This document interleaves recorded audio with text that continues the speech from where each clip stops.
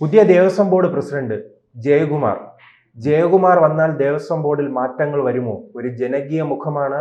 ഇനി എന്തോ ദേവസ്വം ബോർഡിൽ വലിയ മാറ്റങ്ങൾ വരുമെന്ന് LDF CPM പറഞ്ഞ് പ്രചരിപ്പിക്കുന്നുണ്ടല്ലോ. അല്ല, അതൊരു തോന്നൽ മാത്രമാണ് കേട്ടോ. ഈ ജയകുമാർ എന്ന് പറയുമ്പം ഒരു രാഷ്ട്രീയ നോമിനിയായിട്ട് പലരും കാണുന്നില്ല.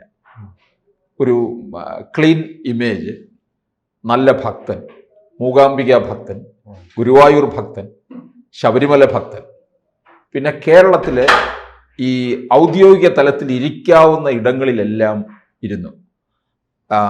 IAS കാരനായി കഴിഞ്ഞ് പിന്നെ അദ്ദേഹം പലതിൻ്റെയും സെക്രട്ടറി, പിന്നീട് ചീഫ് സെക്രട്ടറി, പിന്നീട് മലയാള സർവകലാശാല വൈസ് ചാൻസലർ, ഇപ്പോൾ IMG-യുടെ ഡയറക്ടർ. അവിടെ നിന്നാണ് ഇനിയും തിരുവിതാംകൂർ ദേവസ്വം ബോർഡ് പ്രസിഡൻ്റായിട്ട് പോകുന്നത്. സർക്കാർ ഇതൊരു വലിയ തന്ത്രമായിട്ട് ഇറക്കിയതാണ് ജയകുമാറിനെ. ഇതിൻ്റെ മുമ്പ് ഈ ജയകുമാറിൻ്റെ പേര് വരുന്നതിന് മുമ്പ് മറ്റു പലരുടെയും പേരൊക്കെ പറഞ്ഞിരുന്നല്ലോ.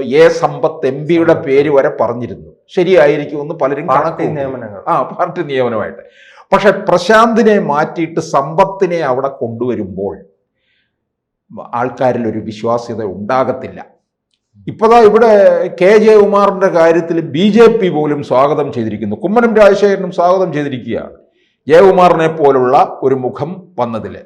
പക്ഷേ അത് നമ്മളെ പറ്റിച്ചിരിക്കുകയാണ്. അറിയാമോ, ഈ ജയകുമാർ IAS, എനിക്ക് ആ വ്യക്തിയോട് വിരോധം ഒന്നും ഉണ്ടായിട്ടല്ല പറയുന്നത്.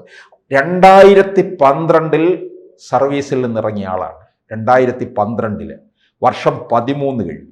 പിന്നീട് അദ്ദേഹം എത്ര പദവികൾ വഹിച്ചുകൊണ്ട് പോവുകയാണെന്ന് ആലോചിച്ച് നോക്കെ.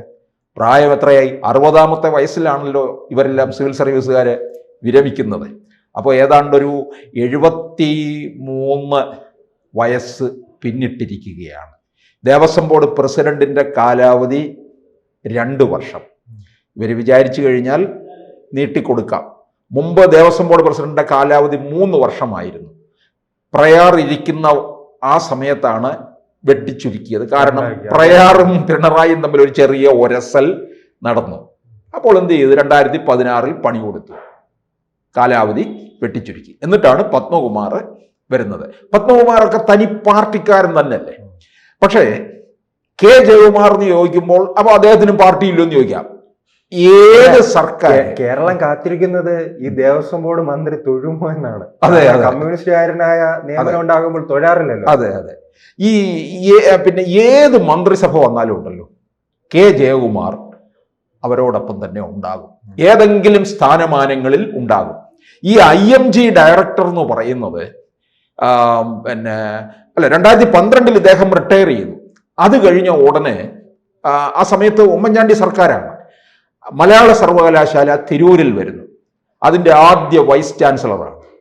മലയാള സർവകലാശാലയിൽ പിന്നീട് അങ്ങോട്ട് എന്തെല്ലാം നിയമനങ്ങൾ നടന്നു എന്നറിയാമോ? അനധികൃതമായിട്ട് ഇതെല്ലാം ഒപ്പിട്ട് കൊടുത്തുകൊണ്ടിരുന്നു. രാഷ്ട്രീയക്കാര് വെക്കുന്ന ആരെയും അപ്പോയിന്റ് ചെയ്തുകൊണ്ടിരുന്നു. മലയാള സർവകലാശാലയോട്ട് ഗുണപ്പെട്ടുമില്ലെന്നുള്ളതാണ്. ഇപ്പോഴും ഏതോ പറയുന്നുണ്ട്, ആരൊക്കെ പറയുകയാണ് ഇതൊരു വെറും വാടക കെട്ടിടത്തിലാണ് കഴിയുന്നത്. ഒരു സർവകലാശാലയുടെ നിലവാരത്തിലേക്ക് മലയാളം സർവകലാശാല ഉയർന്നിട്ടില്ല.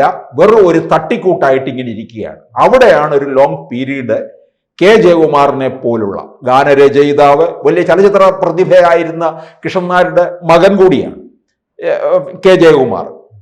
അപ്പോൾ അങ്ങനെ ഉള്ള അദ്ദേഹം അവിടെ ഇരുന്നിട്ട് പോലും സർവകലാശാലയ്ക്ക് അതിന് പുരോഗതിയില്ല. അത് കഴിഞ്ഞ് IMG ഡയറക്ടറായിട്ട് വന്നു. ഈ IMG ഡയറക്ടേഴ്സ് സിവിൽ സർവീസിലുള്ളവർ തന്നെ വരണം, റിട്ടയർ ചെയ്തവരല്ല. അതിനെ എന്ത് ചെയ്തെന്നറിയാമോ? ഈ ഡയറക്ടർ എന്നുള്ള പേരിൽ അങ്ങ് മാറ്റി. അങ്ങനെ വരുമ്പോൾ സർവീസിൽ നിന്ന് വിരമിച്ചവർക്കും അതിലേക്ക് നിയമനം ആകാമെന്നായി. അങ്ങനെ തുടരുകയാണ്. ഇതിപ്പോൾ ആരോ IAS-ന്റെ ട്രൈബ്യൂണലിൽ എന്തോ കേസ് പോയിട്ടുണ്ട്. അതിൻ്റെ വിധി ഇപ്പോൾ അധികം വൈകാതെ തന്നെ വരും. അതുകൊണ്ട് എന്ത് ചെയ്തു? അദ്ദേഹത്തെ അങ്ങനെ പുറത്തു പോക്കുന്നതിൽ ഭേദം ഉടനെ ഇത് തിരുവിതാംകൂർ ദേവസ്വം ബോർഡ് പ്രസിഡന്റ് പറ്റിയ അവസരം കൂടായി. സർക്കാരിന് മുഖം രക്ഷിക്കാം. ഇനിയും പൂർവാധികം ഭംഗിയായിട്ട് തന്നെ ശബരിമലയിൽ കൊള്ള തുടരും. കാരണം കെ ജയകുമാർ ജയകുമാർ അഴിമതി നടത്തില്ല, പക്ഷെ അഴിമതിക്ക് തടയിടില്ല. ഒന്നിനും ജയകുമാർ എതിര് പറയത്തില്ല. എന്തും ഒപ്പിടണോ ഒപ്പിടും, ഇരിക്കാൻ പറഞ്ഞാൽ കിടക്കും. ആ അത്തരത്തിലാണ് കെ ജയകുമാർ പോയിട്ടുള്ളത്.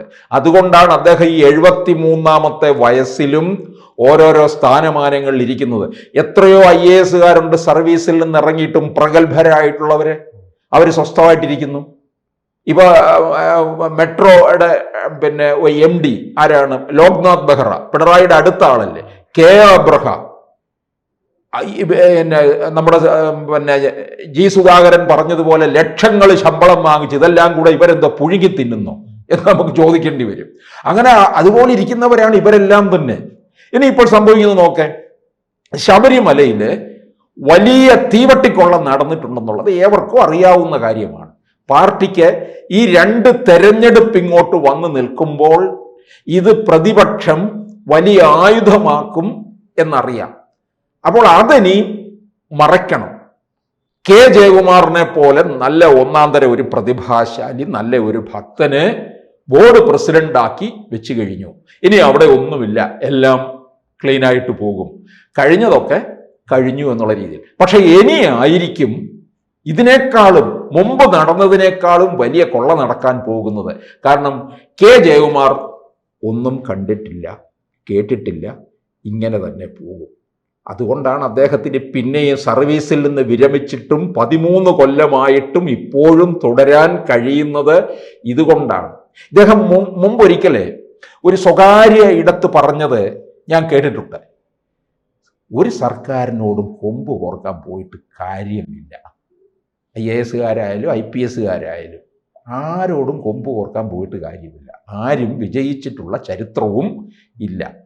വിരമിച്ച് കഴിയുമ്പോൾ ഏതെങ്കിലുമൊക്കെ സ്ഥാനമാനങ്ങളുമൊക്കെ നേടി ഇരിക്കാം. ഇപ്പോൾ ഞാൻ നോക്കാം, കെ ജയകുമാർ ഇത്രയും കാലമായിട്ട് ഇങ്ങനെ ഓരോരോ സ്ഥാനം, മലയാള സർവകലാശാല VC, IMG ഡയറക്ടർ, വാഹനം, സർക്കാർ ഉദ്യോഗസ്ഥന്മാർ അകമ്പടി സേവിക്കുന്നു, എല്ലാവിധ സൗകര്യങ്ങൾ, ആനുകൂല്യങ്ങൾ, ശമ്പളം, പെൻഷൻ പോരെ. ഇപ്പൊ കെ ജയകുമാർ, ഇദ്ദേഹത്തിന്റെ നിയമനം വന്ന ഉടൻ തന്നെ സമൂഹ മാധ്യമങ്ങളിലെല്ലാം വലിയ പോസ്റ്റായിരുന്നു. എന്തുകൊണ്ടും യോഗ്യനാണ്, യോഗ്യതയൊന്നും നമ്മൾ ചോദ്യം ചെയ്യുന്നില്ല. ശബരിമലയിലേക്ക് ഇനിയിപ്പോ ഇതൊരു മറയാക്കിക്കൊണ്ട് പരമ്പരാഗതമായ ആ പഴയ രാഷ്ട്രീയ നിയമനം അങ്ങ് മാറും കേട്ടോ. ഇത്തരത്തിൽ ഇപ്പൊ സാഹിത്യ അക്കാദമിയുടെ ചെയർമാൻ ആക്കുന്നത് സാഹിത്യകാരന്മാർ പ്രഗത്ഭരെയൊക്കെയാണ്. ഇപ്പൊ MT വാസുദേവൻ നായർ തിരൂർ തുഞ്ചൻ സ്മാരകത്തിന്റെ ചെയർമാനായിട്ടുണ്ട്. അദ്ദേഹം കളങ്കിതനായിട്ടൊന്നും മാറിയിട്ടില്ല. അദ്ദേഹത്തിന് അതിൻ്റെ ഒന്നും ആവശ്യവുമില്ല എന്നുള്ളതാണ്. അദ്ദേഹം ഒരു തീരുമാനത്തിനും ഒരു രാഷ്ട്രീയ കോംപ്രമൈസിനൊന്നും അദ്ദേഹം പോയിട്ടില്ല എന്നുള്ളതാണ്. ഇവിടെ ജയകുമാറിന് സംഭവിക്കാൻ പോകുന്നത്, ഇദ്ദേഹം പല കാര്യങ്ങൾക്കും അങ്ങ് കൂട്ടുനിന്ന് കൊടുക്കും. കൂട്ടുനിന്നല്ല, എതിരുമില്ല, അനുകൂലവുമല്ലാത്ത രീതിയിൽ നിൽക്കും. ഇതിപ്പോൾ 2 വർഷമാണല്ലോ, വേണ്ടി വന്നാൽ 1 വർഷം കൂടെ കൂട്ടിക്കൊടുക്കുന്നു എന്ന് വിചാരിക്കുക. ഇത് കഴിയുമ്പോൾ ഇവിടുത്തെ രാഷ്ട്രീയ കാലാവസ്ഥയൊക്കെ അങ്ങോട്ട് മാറും. കെ ജയകുമാർ പതുക്കെ BJP-യിലേക്ക് ചേരുകയും ചെയ്യും. കാരണം ഇപ്പൊ തന്നെ അദ്ദേഹം വലിയൊരു ഭക്തനാണ്. ഇപ്പൊ കുമ്മനം രാജശേഖരനൊക്കെ ഇത് സ്വാഗതം ചെയ്തിരിക്കുന്നു. അപ്പോൾ അദ്ദേഹത്തിന് പിന്നെയും വേണം. അദ്ദേഹം ആയുരാരോഗ്യ സൗഖ്യത്തോടുകൂടി ഇരിക്കുന്നു. അതൊക്കെ ആയിക്കോട്ടെ, നല്ലത് തന്നെയാണ്. ഈ ആയുരാരോഗ്യ സൗഖ്യത്തോടുകൂടി ഇരിക്കുമ്പോൾ അദ്ദേഹം 2 വർഷം കഴിയുമ്പോൾ അടുത്ത തവണ ഒരുപക്ഷെ LDF വരുന്നു, അല്ലെങ്കിൽ UDF വരുന്നു, എന്തെങ്കിലും ആകട്ടെ. UDF വന്നാലും K Jayakumar Devaswom board president സ്ഥാനത്ത് തന്നെ തുടർന്നു പോകും. അത് കഴിയുമ്പോൾ രാഷ്ട്രീയ കാലാവസ്ഥയിൽ മാറ്റം വരും. BJP ഇവിടെ ചുവടുവെക്കും, മാറ്റങ്ങൾ ഉണ്ടാകും. കെ ജയകുമാർ BJP-യിലേക്ക് മാറി അവിടെയും ചില സ്ഥാനമാനങ്ങളോടുകൂടി ഇരിക്കുകയും ചെയ്യുന്നത് നമുക്ക് കാണാം. അപ്പം കെ ജയകുമാർ പോയിരിക്കുന്നത് ശബരിമലയിലേക്ക് തട്ടിപ്പ് തുടരും. പൂർവാധികം ശക്തിയോടുകൂടി ഇപ്പോൾ ആരൊക്കെയാണോ തട്ടിപ്പ് നടത്തിക്കൊണ്ടിരിക്കുന്നത് അവര് നടത്തിക്കൊണ്ടിരിക്കും. കെ ജയകുമാർ തട്ടിപ്പ് നടത്തുമെന്നല്ല പറയുന്നത്, അതിന് സർക്കാരിനൊരു നല്ല മറയായിട്ട് കിട്ടിയിരിക്കുകയാണ്. കൂടുതൽ വാർത്തകളും വിശേഷങ്ങളും നിങ്ങളിലേക്ക് എത്താൻ ABC മലയാളം സബ്സ്ക്രൈബ് ചെയ്യുക, ബെൽ ബട്ടണും അമർത്തുക.